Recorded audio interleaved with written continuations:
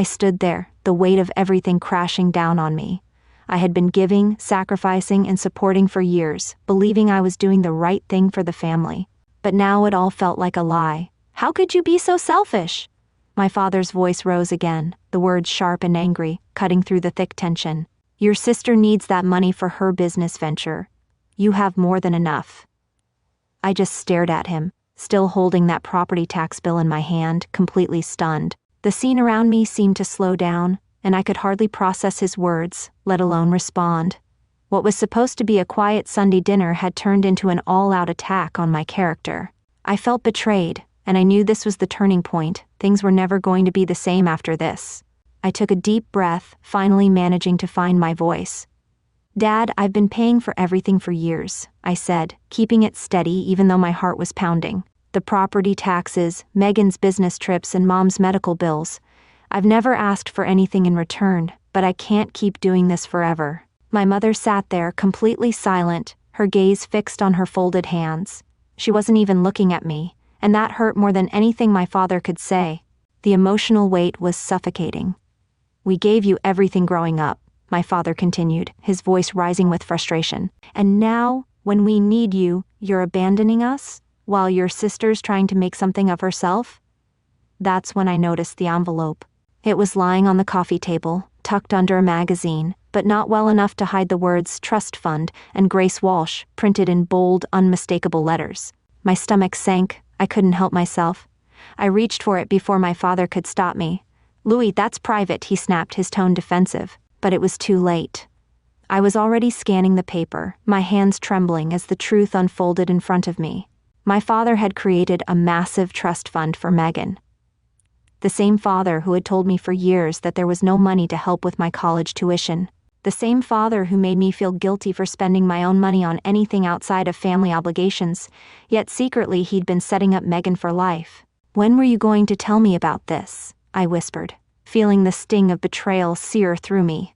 Suddenly everything made sense, the favoritism, the different expectations, the constant pressure masked as family duty. I could feel a shift in the air, and I knew that this moment would be the catalyst for everything changing. My father quickly grabbed the trust fund document from my hands, trying to hide it away, but the damage was done.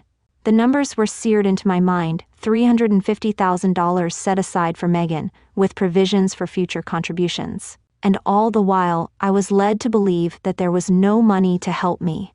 No help with student loans, no support when I needed it most.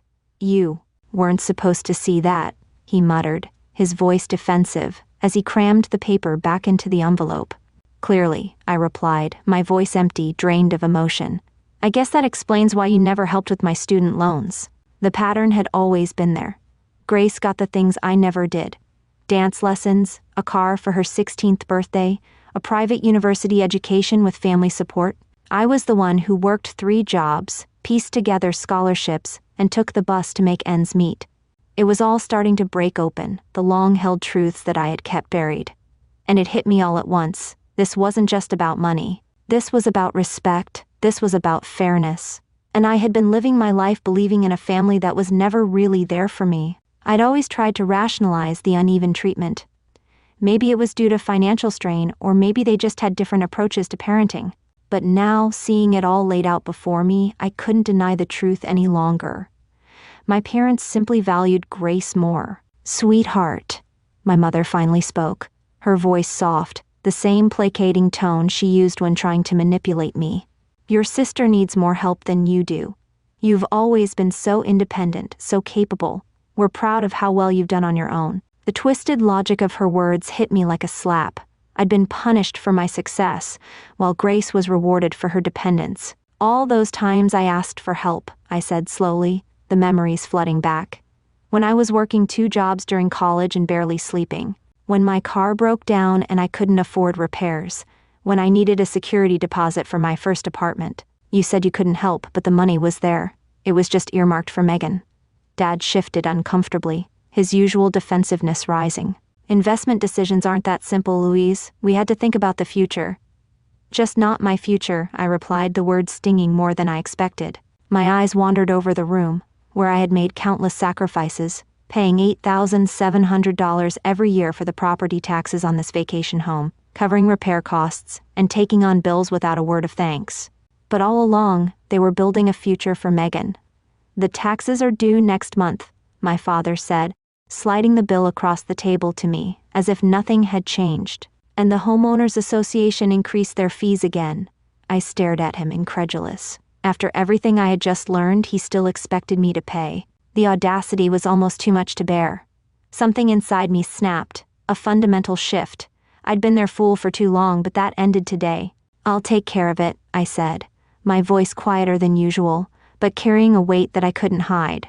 I picked up the bill, and my father, missing the edge in my tone, visibly relaxed.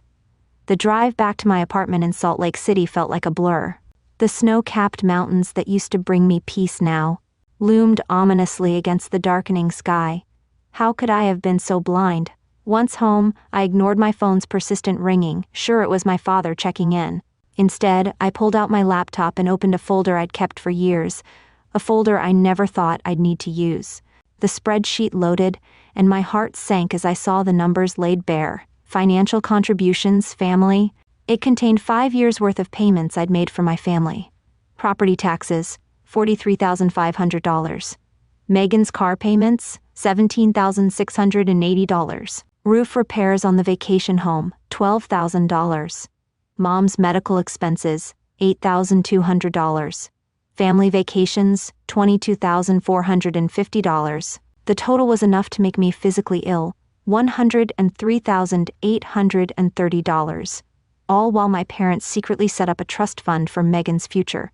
I scrolled through the digital copies of checks, transfer receipts, and text messages thanking me for my generosity. Every single one felt like a slap in the face now, a reminder of my naivety. My phone pinged with a message from Megan. "Dad says you're being difficult about the taxes. Don't be selfish, Louise." I let out a bitter laugh. Of course she would take their side. Why wouldn't she? She'd been the beneficiary of their favoritism her entire life. Another text from my father. "We're counting on you for those taxes. Don't let us down." No thank you, no recognition of everything I'd already done, just the expectation that I'd continue to foot the bill for their lavish lifestyle while they built Grace's future. A feeling of finality washed over me. This was it. I was done. The next morning, I called in sick to my home office and drove to see Brian Klein, the financial advisor who'd helped me build my investment portfolio 3 years ago when my trading really started paying off. As I handed him the spreadsheet of my family contributions, his eyes widened. "This is quite a list," Brian said, scrolling through the figures. "And you've never asked for repayment?" "They're family," I replied, almost absent-mindedly. "I wanted to help." Brian removed his glasses and met my eyes. "Louise, your generosity is admirable, but this is unsustainable. You're hindering your own financial future while enabling dependence. This isn't healthy for any of you." I nodded, swallowing the lump in my throat. "I know that now," I said quietly. "I just discovered they've created a substantial trust fund for my sister while I've been covering all the expenses." Brian's face darkened. "That changes things." For the next 2 hours we meticulously developed a plan. I would need documentation, notarized statements of all my contributions, formal receipts, and a complete accounting of everything I'd given. Brian recommended a forensic accountant, Stephen Hernandez, who specialized in financial disputes. "Are you sure you want to go down this road?" Brian asked as we wrapped up. "Family conflicts over money can get ugly fast." I thought about the trust fund, about all those years of being told there was no money for me while Grace received everything, about the property tax bill my father had casually shoved across the table, expecting me to handle it. "I'm sure," I replied, my voice stronger than it had been in days. "It's time they understood exactly what I've been contributing all these years and what happens when that contribution stops." As I left Brian's office, I felt something I hadn't in years when it came to my family: power.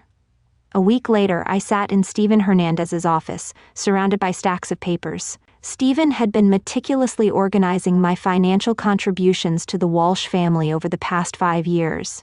"Your documentation is impressively thorough," Stephen said, reviewing the bank statements and receipts. "Most people don't keep records this detailed." My background in day trading had instilled in me the habit of tracking every transaction, every transfer, every expense. I had all the evidence I needed. So what's the total damage? I asked, bracing myself. Stephen slid a document across the desk. The final tally was worse than I'd expected, $118,745. The additional $14,915 comes from interest you've lost by diverting these funds from your own investments, he explained. Based on your portfolio's performance, that's a conservative estimate. I stared at the numbers, feeling a mix of vindication and sorrow. The betrayal was now tangible, undeniable. What now? I asked, my voice steady but heavy. That depends on what you want, Stephen said. If you're seeking legal restitution, we could build a case, though family financial matters can be tricky without written agreements. If you're just documenting this for your own closure or leverage in family discussions, we can prepare a comprehensive financial statement. I paused for a moment. The second option, I said, for now. As Stephen prepared the documentation, my phone buzzed with messages. Dad, haven't received the tax payment yet. The due date is approaching. Megan, Dad says you're being difficult about money. After all they've done for you, really, Louise? I silenced my phone without responding. Let them wonder. 3 days later, I received a notarized financial statement from Stephen's office. This was it. The numbers were out in the open, and I was finally ready to take control of my life and my future. I closed my eyes for a moment, taking a deep breath before responding. Send him up, I said, my voice calm but firm. The storm was here, and I was ready for it.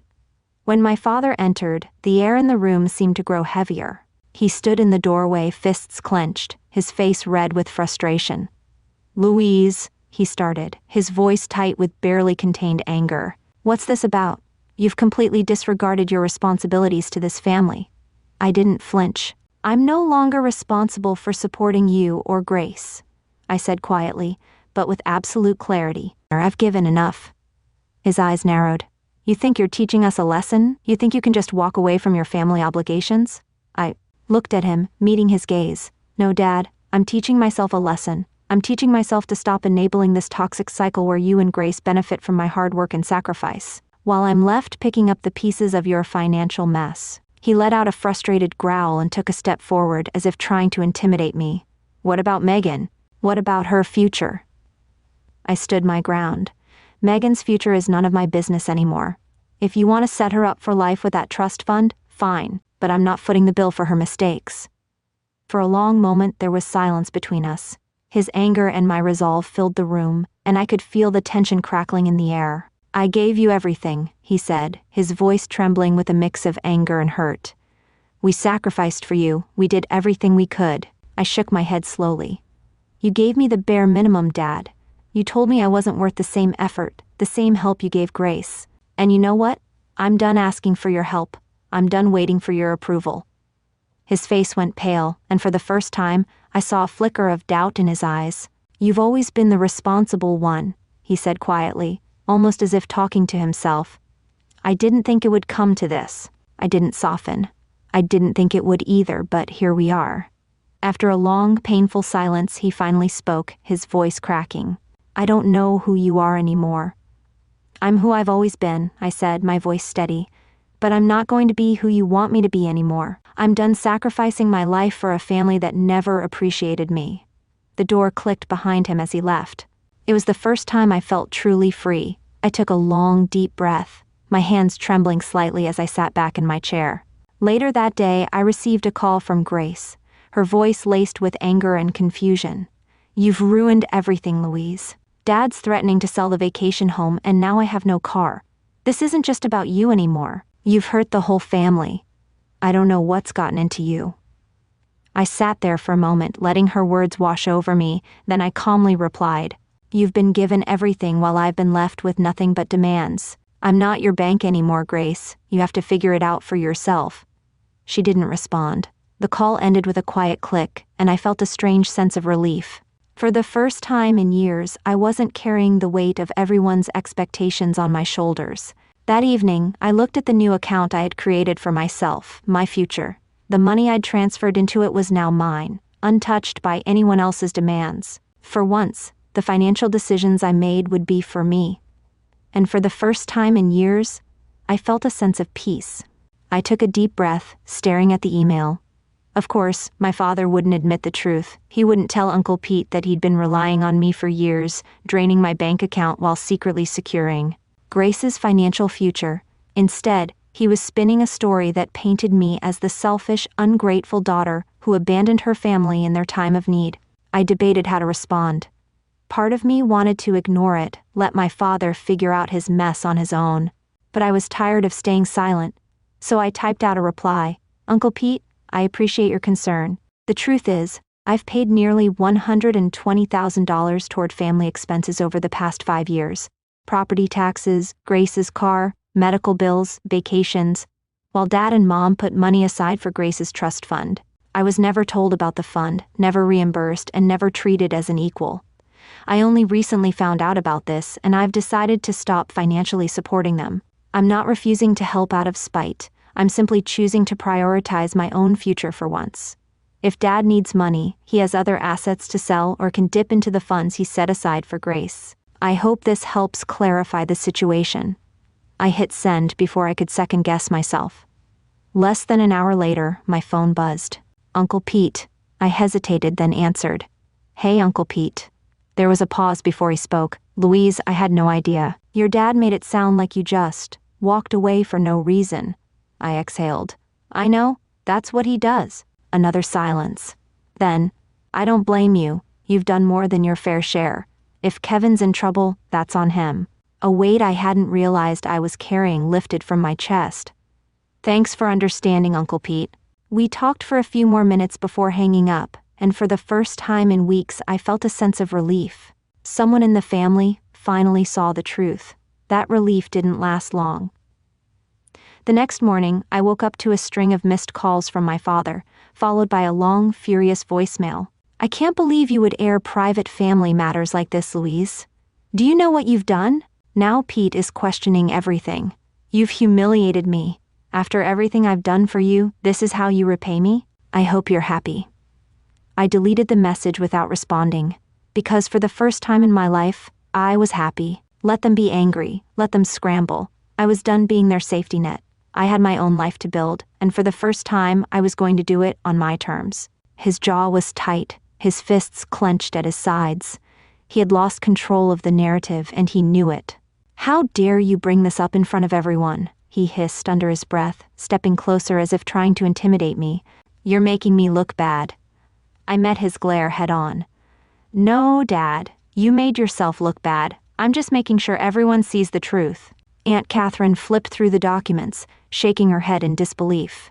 So, let me get this straight, she said, looking directly at my father. Louise has been carrying the financial burden for years, while you've been squirreling away money for Megan's future? And now you're here trying to make her look like the bad guy? That's not the full story, my father tried, his voice edged with frustration. We had to make financial decisions that benefited the whole family. Whole family? Uncle Pete scoffed. Sounds to me like you only meant Megan. More voices chimed in, questioning, demanding explanations. My father looked to my mother for support, but she just sat there, silent, her lips pressed into a tight line. Megan, for once, had nothing to say. I let the chaos unfold for a moment before speaking again. I want to be clear about something, I said, my voice strong enough to cut through the noise. I am done being your personal bank. I will not be paying another cent toward the lake house, Megan's expenses, or anything else. My father's nostrils flared. So that's it? You're abandoning your family? No, I said, shaking my head. You abandoned me a long time ago. You just didn't realize it because I was still useful to you. Silence stretched across the room. Aunt Catherine sighed, crossing her arms. Well, Greg, I hope you and Diane have a plan because it sounds like you've lost your free ride. I picked up my briefcase and turned toward the door. Oh, and one more thing, I added, looking at my father one last time. I'm making sure my name is removed from everything tied to your finances. You'll have to figure out how to stand on your own now. With that, I walked out, leaving them to deal with the mess they had created. The cold air outside felt like the first real breath I had taken in years. My phone buzzed. Brandon. Proud of you, cuz. They needed to hear that. I smiled for the first time all day. In his eyes, I saw something I'd never witnessed before. Fear. Not the fear of losing money, nor the fear of a family disagreement, but the deep, unshakable fear of exposure. His carefully crafted image of a devoted father, a man who had sacrificed for his family, was unraveling right in front of him. The weight of his lies was catching up, and for the first time, he had nowhere to hide. And behind that fear, something else lingered, something even more unexpected: respect. For years he had dismissed me, overlooked me, taken my efforts for granted. I had been the dependable one, the responsible daughter, the financial safety net. But now, I had shattered that illusion.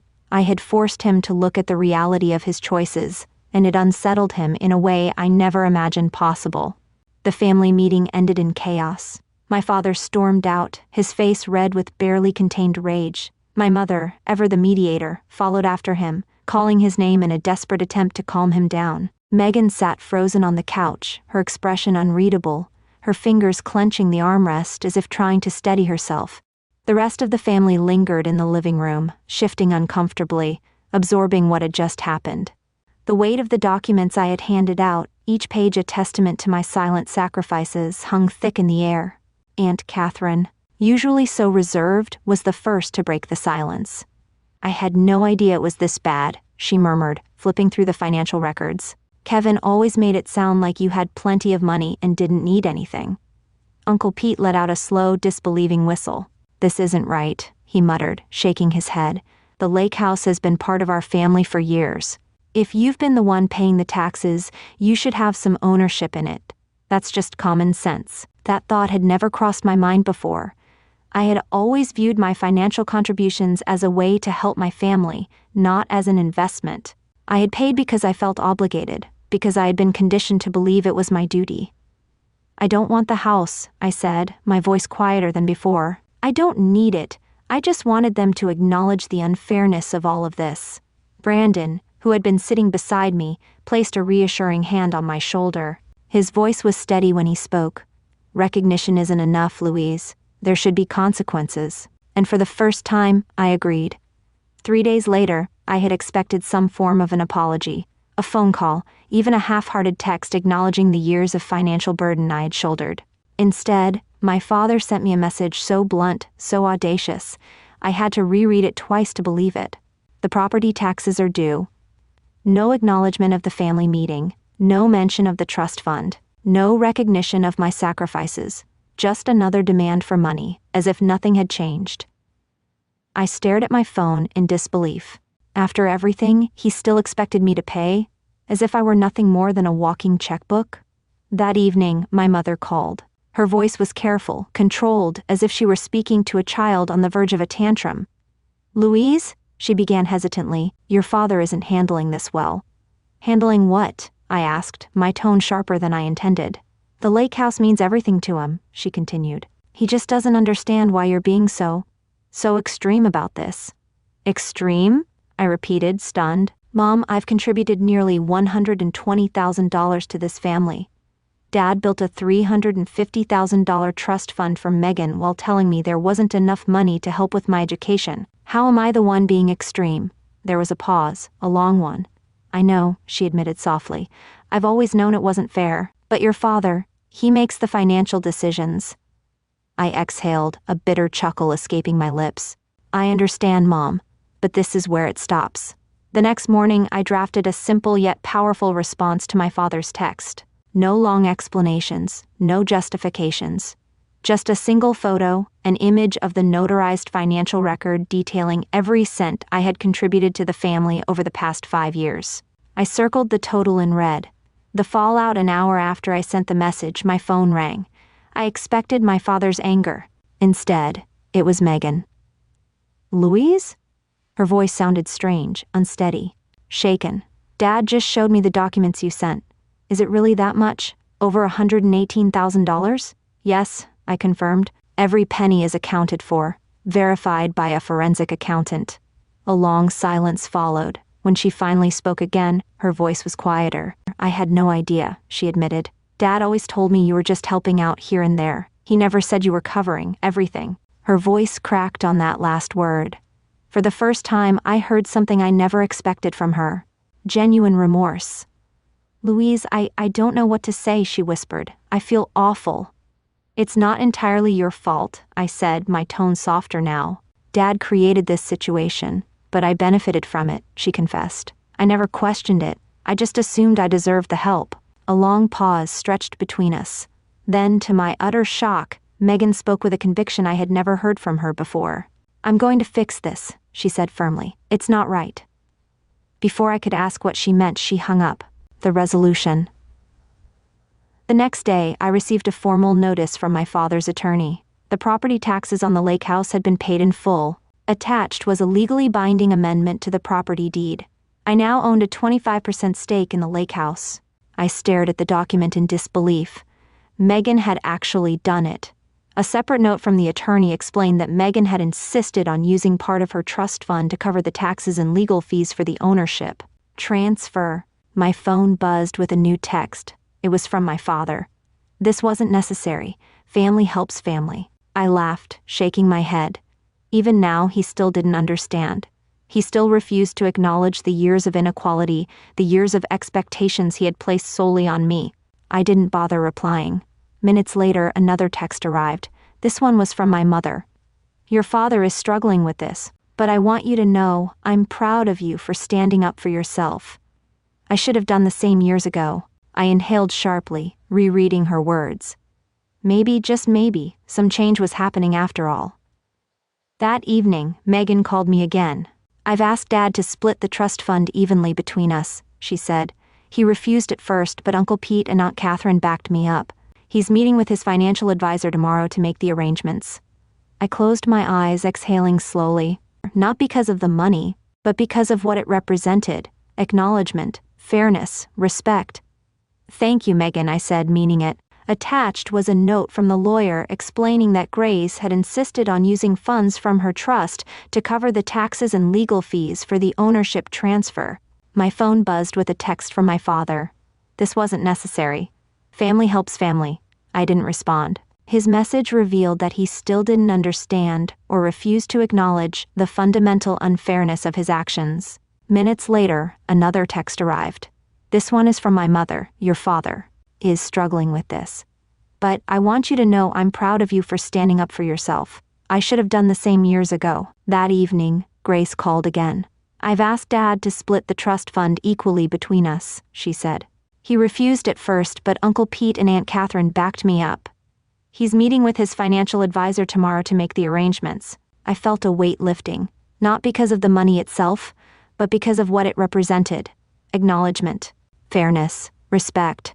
"Thank you, Megan," I said sincerely. "No," she replied, "thank you for finally making us face the truth."